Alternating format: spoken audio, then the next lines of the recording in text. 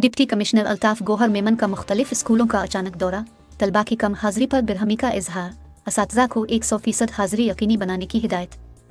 Deputy commissioner Altaf Gauhar Memon ने तालुका चंबड़ के high school मुबारक जरवार, government boys high school शादियों विल्हार, यूनियन काउंसिल बेगन जरवार ने चांद दौरा किया। इस मौके पर डिप्टी कमिश्नर ने असातिज़ा, तलबा व तालिबात की हाजिरी रजिस्टर चेक किए, जबकि तलबा व तालिबात की कम हाजिरी पर बिरहमी का इजहार किया।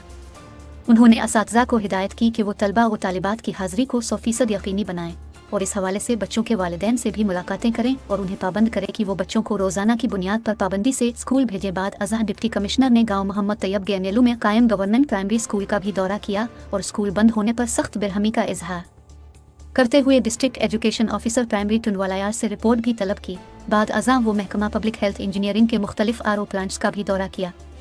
इस मौके पर उन्होंने नॉन फंक्शनल आरओ प्लांट्स पर भी सख्त बिरहमी का इजहार किया और पब्लिक हेल्थ इंजीनियरिंग को हिदायत दी कि वो जल्द अज जल्द मशीनों की मुरम्मत करवा कर बंद आरओ प्लांट्स को फंक्शनल किया जाए ताकि आवाम को पीने के साफ पानी की फ्राहमी मुमकिन हो सके।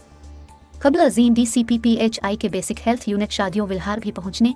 इस मौके पर उन्होंने डॉक्टर्स और पैरा मेडिकल स्टाफ के हाजिरी रजिस्टर्ड भी चेक किए और उनकी कारकर्दगी का जायजा लिया और यूनिट में मौजूद अद्वियात और दीगर सहूलियात के बारे में मालूमात हासिल की।